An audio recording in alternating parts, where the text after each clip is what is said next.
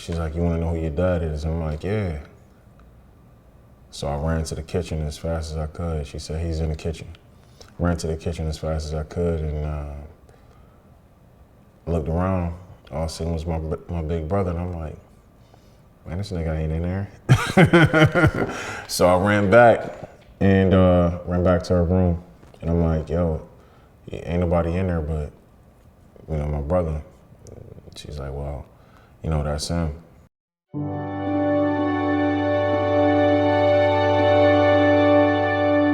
This is Larese. Take one, camera A, Mark. Today's one of those days that you just feel open enough to share. Share my journey in a sense of where I come from, why I think the way I think, why I am the way I am. And through the years, it's just been a lot of phases with certain truths. And with the truths, it made me who I am. All right, this series is, I said, ooh. Take your time, brother. The reason why this episode is called Brother Dad is because my brother is my dad. My brother dad. I'm comfortable enough to make jokes about it now. All my life has just been a part of me. And I used to be, like I said, this is something that I used to be afraid to talk about. I was ashamed of. And then, you know, through some therapy, through life and different phases, you realize what the truth is. And I just walked through the door and I'm like, oh, okay, it's not that bad. We was always on punishment. It was always on, I'm not too sure what it was, but, you know, I could see how it was a lot for one person, especially a woman. But I also feel like, not to sound like a victim, but, you know, I just don't feel like it was fair. It was times, I feel like the most craziest traumatic time was when I was waking up and I would see my adopted brothers tied to a bed. And we used to have these hold down beatings. And the beatings was like pretty intense. You know, one brother hold the feet, one brother hold the legs. Hold the hands. And my mom would sit down in the bed and beat her ass with this 2x4 paddle. And I had this older brother who he could draw really well. And he drew the Punisher on that shit one day. And I'm like, man, what the fuck? At the time, I had no idea what the fuck the Punisher was, this Marvel character. And he drew the skull and he drew the face. And I'm like, why would you be drawing on the shit we about to get our ass beat? But it took me till I was 25 to really understand, you know, what that was. And what that shit did to them. And I feel bad for him because, especially the one that drew on the paddle. Because I feel like she definitely broke his spirit with the lack of knowledge, the presence of ignorance. I don't know, I think it's something, you know, don't be wrong, we had good times too. But it's very little good times than it was bad times. Like I said, we were always on punishment. So my mom used to work at a state school, and at night she would come back and she would be in her bed and she would have my brother dad come get me, and I would be in the bed, and this one particular night, I'm not too sure how we got to it, but she's like, you wanna know who your dad is? I'm like, yeah. So I ran to the kitchen as fast as I could. She said, he's in the kitchen. Ran to the kitchen as fast as I could and looked around. All I seen was my big brother, and I'm like, man, this nigga ain't in there. So I ran back and ran back to her room. And I'm like, yo, ain't nobody in there but, my brother. She's like, well, that's him. It's not really in a sense of incest, it's in a sense of my mom adopted a son and had kids with him. She had 3 kids with him. And I was one of the kids. I was one of the product of that decision. And I found out I've known this since I was 5 years old. With that said, as far as going back to, like the relationship with my brother dad, it's always been the brother dynamic. It has never been like the father dynamic. Can I ask you a question? Go for it. So today in present time, what do you call him? Your brother or your dad? Yeah, hell yeah. I mean, I fuck with him. I call him brother dad just to be funny. You know what I'm saying? Because that's just where I am in my mind. Like we'll laugh about it, but I could tell like it may have a slight like, you know what I'm saying? But even with because I have like I said, I have another set of brothers and sisters, a brother and sister, that actually just found out a few years ago. So, when they found out, like this has been like a family secret for a long time, and but it wasn't a secret to the neighborhood. You know what I'm saying? This was shit I used to get picked on about. Yeah, I remember the first time that it was brought to my attention that the neighborhood knew was when I was in the 7th grade and I was in Miss Pesolano class. Science, she was my science teacher. And I was sitting at this table full of students, peers, whatever. And he was like, yo, I heard your mom fucked your brother and that's how you got here, nigga. And everybody went around the room saying, yo, I heard that shit too. And I was like, man, y'all niggas is crazy. You know what I'm saying? Just deflecting, because I don't really want to put it out there. You grew up in a small town where Oh yeah. it was easy for the family secret to come out. Yeah. Yeah, it was, you know what it was? Like I said, it was just, the secret walked around everybody but us. Even though we knew what it was, it was just there. Go back to your brother dad. What was him and your mother relationship like in front of you? Yeah, it's even to this day, it's still a mom and son dynamic, even after the kids. It sounds crazy, but yeah, even to this day, it's a mom thing. But the thing is, my brother was also, where he comes from, he came from a fucked up situation too, which I can understand the way he thinks, from like just reading the rap sheet,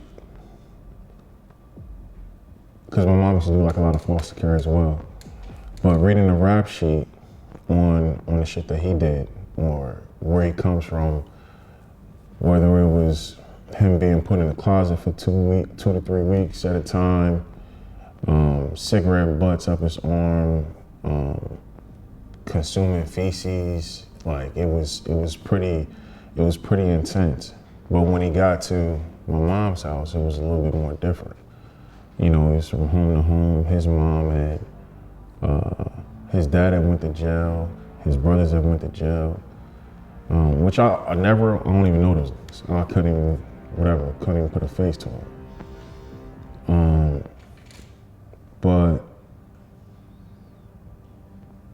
understood like, okay, you know, because even now, you know, he can barely read or write.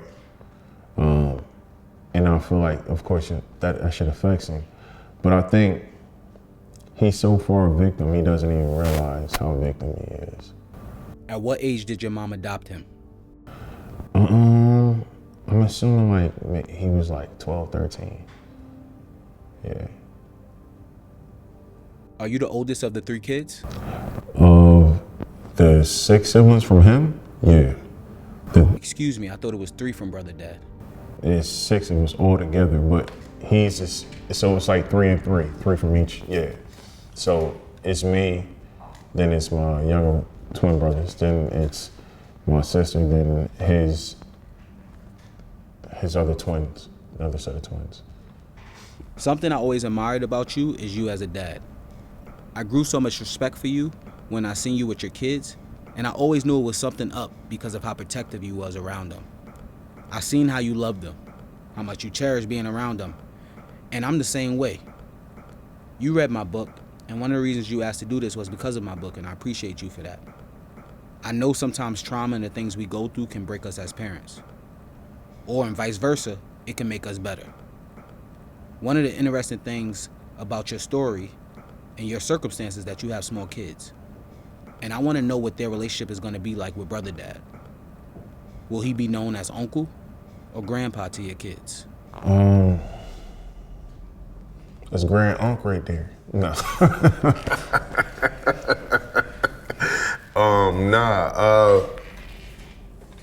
So my kids has only met him maybe like once or twice.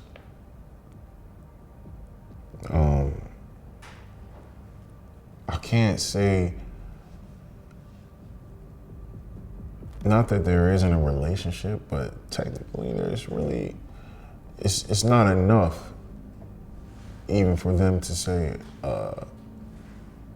maybe my daughter, maybe say, oh, I remember him, you know? And that's just being honest. I'm not, you know what I'm saying? And I think it's just a situation that, you know, I'll live up here. They're 100 something, you know what I'm saying, 180 miles away. So, you know, who's to say whenever they see it. I only come down on the holidays anyway. And, you know, after this interview, it's gonna be a while.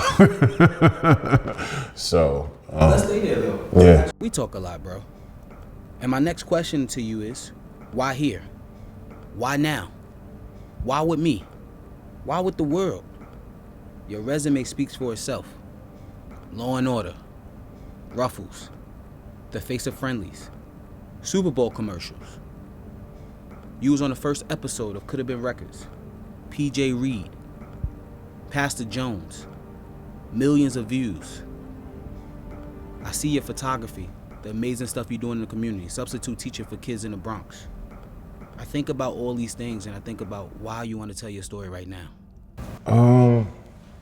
You know what? I feel like it's because of a multitude of things. I feel like it's because of my kids. If we're gonna start with my kids, I feel like living in truth, who can stop you? Nobody. Your truth is your truth. You gonna hit me with something that you know, that I'm already aware of, and I probably already heard it 1,000 times. So I believe in that. I believe in integrity. Like I said, I believe in being checked. I'm okay with being checked. I'm okay with being a checker. Even with the kids that I work with, listen to their stories. And I'm like, damn, man, who am I?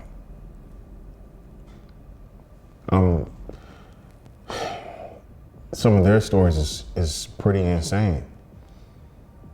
Sometimes they share with me. I'm not even supposed to know some of this stuff, but sometimes, hey, don't talk to him because, you know, his dad was, you know, killed himself right in front of him, or his mom molested his, you know what I'm saying? I hear all these things all the time. And here I am, the guy on TV that shows up to the school, and they wondering, wow, Mr. King, how did you do that? How did you? I'm no different from you. I have secrets just like you. Family secrets. I have things that feel embarrassing. It's a humane thing. I don't think you should put under any categories. I just feel like, just being okay with yourself. And then, like I said, I got to the point where I can make fun of it. Most of the time I'm laughing about it, coming up with the craziest, craziest jokes about it. So I think even for someone, when, initially just hearing it, you can be like, hold on, what the did you just say? And then it turns into, oh, okay, wow, you turned this into something else. You turned a bad situation into a good situation. Even though it's a terrible thing, but I don't, I'm not embarrassed anymore. I'm not, I'm good. I'm good with who I am. So I think for me to come and tell you guys this, I think it's just like a testament to, if there's someone out there and you feel like, man, I feel small because of my situations, or because of being a product of a situation, like myself, you can come from anything, and I feel like it's okay. When you're ready to share it, you share. I never thought in a million years that I would be comfortable enough to share this. But then after reading your book, seeing where you come from, and we had parents that was on drugs, and then you overcame it all, and now you help people. I'm like, man, it sounds similar to what to my life. So your comfortability shape-shift my comfortability, and that's why I'm here sitting in this chair today. Well, I appreciate that. But on the flip side, one of the things that me and you talk a lot about off camera is that if we don't tell our story, they're gonna tell it for us.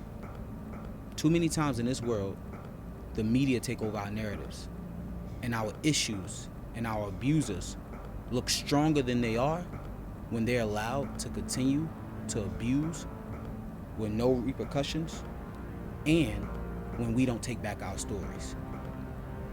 I think we're actually more special, and we are more amazing by telling kids and all people that despite what blogs may say, despite how many followers we have, despite what issues we face, despite if you're white, black, trans, gay, straight, that we all face issues, and that it's on us to tell it.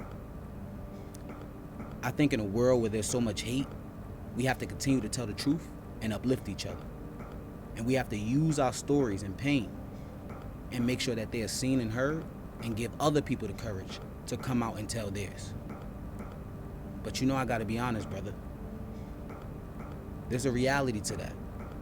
And the reality is, me or you can't control the comments, the opinions, the naysayers. Your mom is alive. Your brother dad is alive.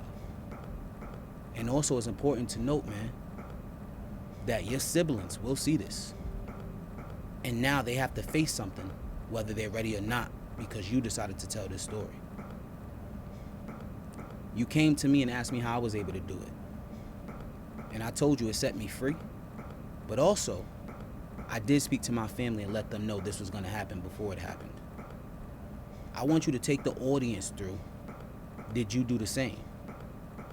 And I also want you to take the audience through, if having these conversations with your family and letting your family know that you want to be released of all these issues you're having, did it affect your mental health in any way?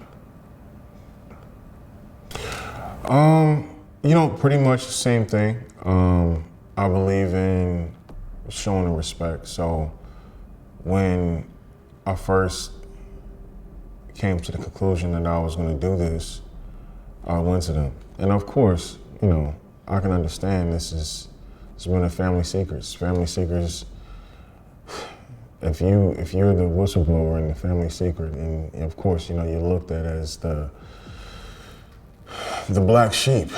And from my circumstances, I've always been the black sheep. At least that's the way I've looked at it. And for me, knowing where I'm going in the position that I'm in, I've seen this all before, in the sense of the moment you become somebody, they come out this closet with your darkness. And I'm like, you know what? Take the darkness. Take my lives, take my darkness, take the vulnerability. I'm totally fine with it. When I leave here, I'd rather leave with everything. I don't want to put my kids through the same secrets, you know, them not knowing their family history. No, I'm good off that. If I'm going to be the catalyst, they do it all by myself, I'll do it. I'll be the first in my generation to break the generational secrets that has kept this family in festive shit. You know, was it tough? Yeah, absolutely. I went back with myself, looked in the mirror, faced all types of scrutiny, comments, even from my own family. But there's also a lot of lines in the sand of where people stand with this.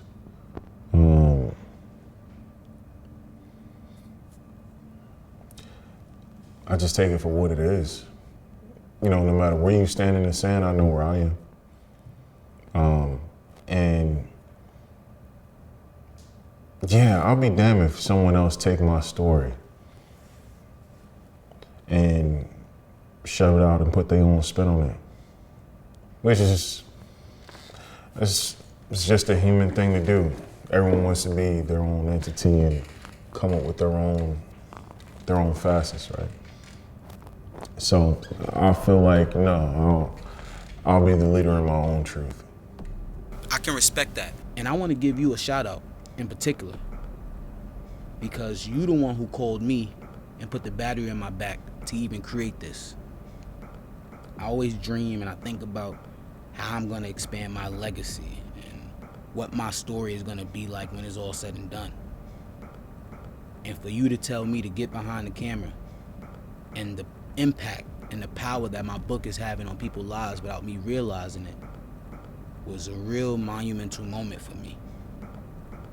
And the fact that you and so many others just feel comfortable telling me their story, telling me their pain, and sharing it with the world, I'm in debt to all of you. So I just want to say that from now on, I want you a part of this. You're going to be a producer on this show. We're going to allow people to push their stories out and their narratives in their own way, on their own time together. We're going to make people feel comfortable and empowered. No one will be asked to be on this platform. I don't care how many followers you got, how many likes you got. If you have a story and you need to get it out, and this is healing for you, this brand is the place to be.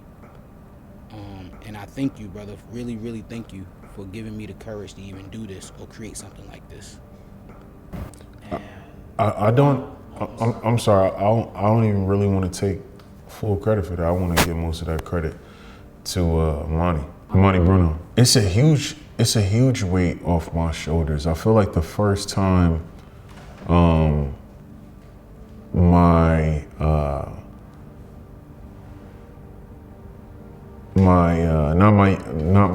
my youngest brothers,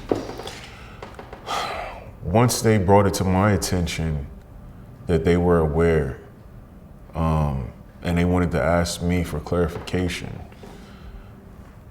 Once I gave them that information, it was a relief off my chest. Then I didn't even know it was there. It was like some sort of press machine that just like released. And I was like, damn, what the fuck is that? Even though I saw what it did to them in the beginning, you know, I feel like just men are just a little bit more non-emotional. We started laughing immediately because he was like, yo, he's like, yo, what do I call you? It's like, bro,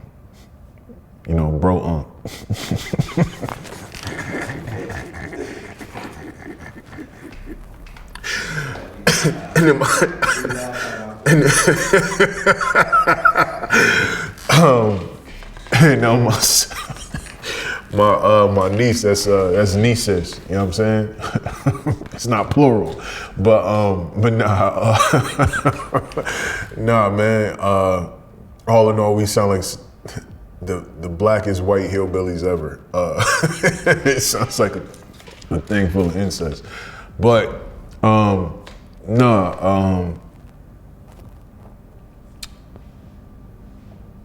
I feel like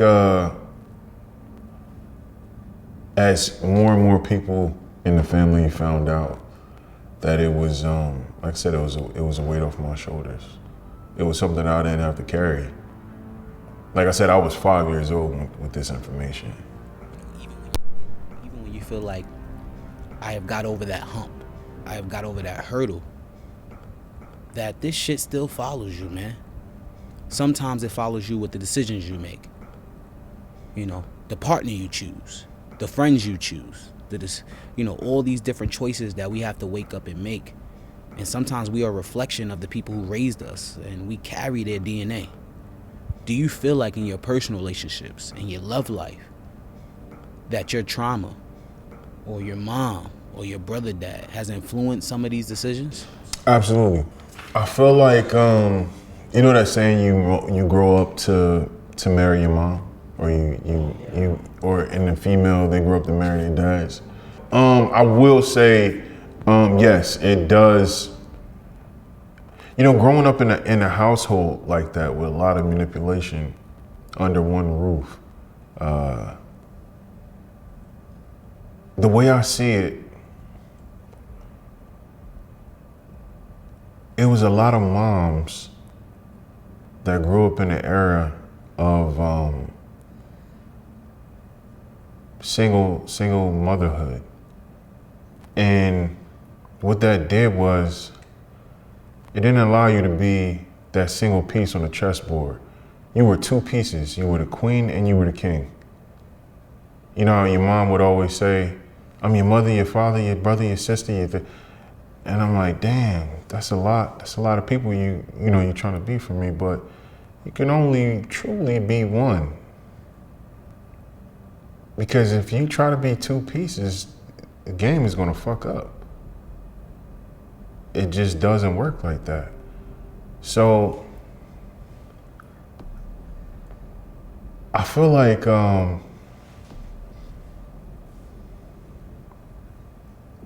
with that said,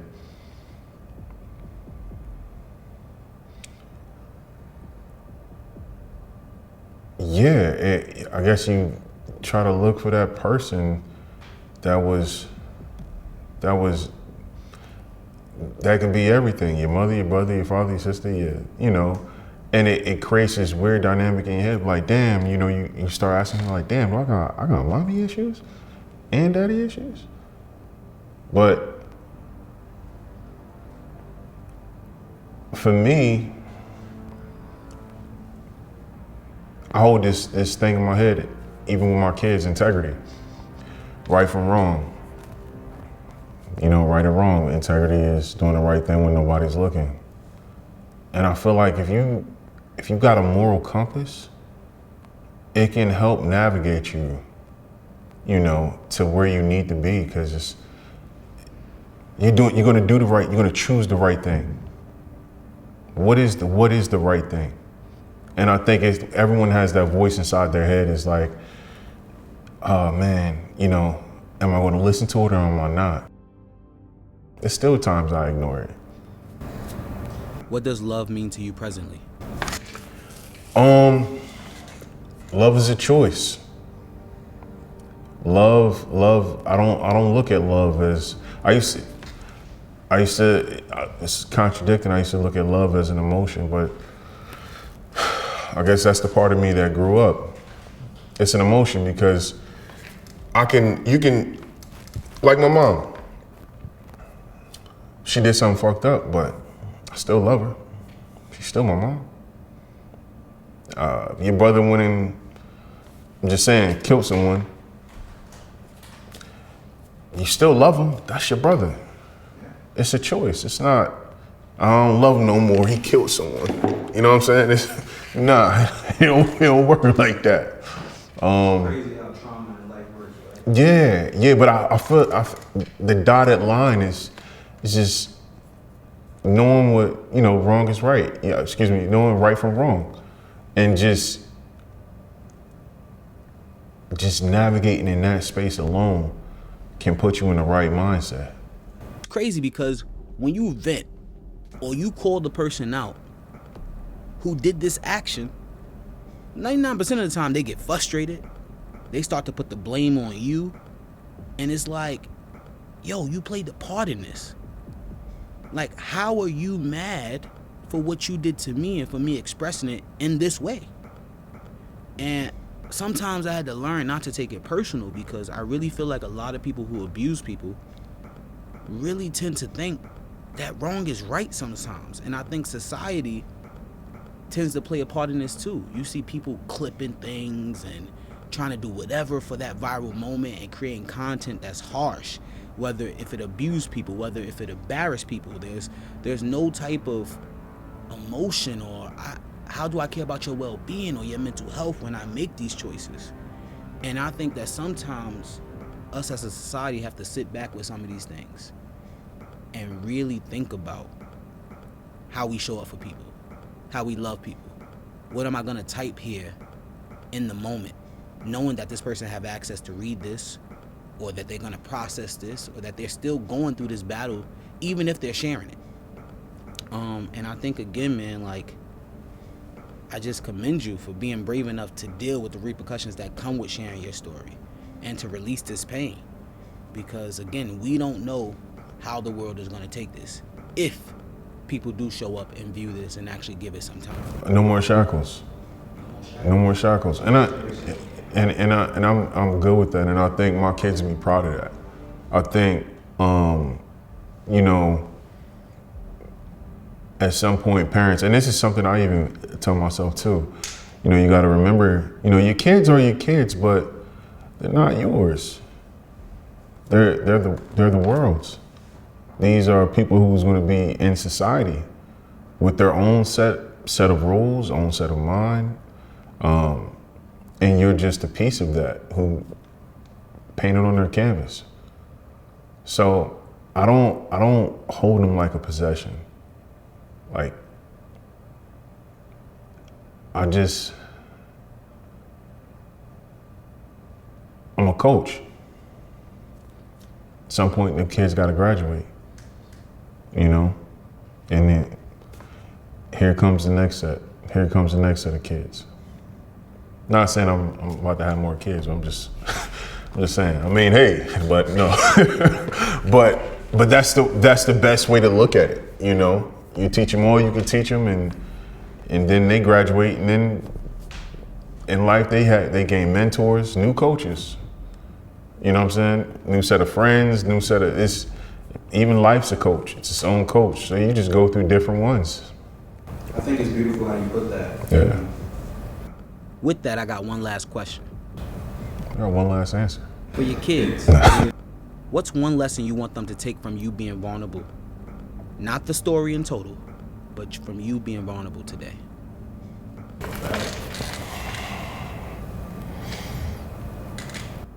Be yourself no matter what. Be comfortable with who you are. Be okay with someone else being themselves. I feel like it's a lot of people that, and I've been, even myself, I had to learn this too. You can't control anyone else, even the way they think. This is, the way they are is the way they are. Love them as they are. Yeah, no matter what. And never, of course, cliche, but seriously, you gotta have resilience, never give up. Because I feel like that's what brought me to where I am now. Had I given up, had I never moved from Southern New Jersey and started this life of being an entertainer, I feel like me being in my truth made me a better actor. Because I know how far I can go with it. I know who I am, and with that I can give you a real illustration of certain characters that are already within me. With that much comfortability, you just dive right in. So, yeah, be happy with yourself. Keep integrity close to you, and know who you are. Larese King, ladies and gentlemen.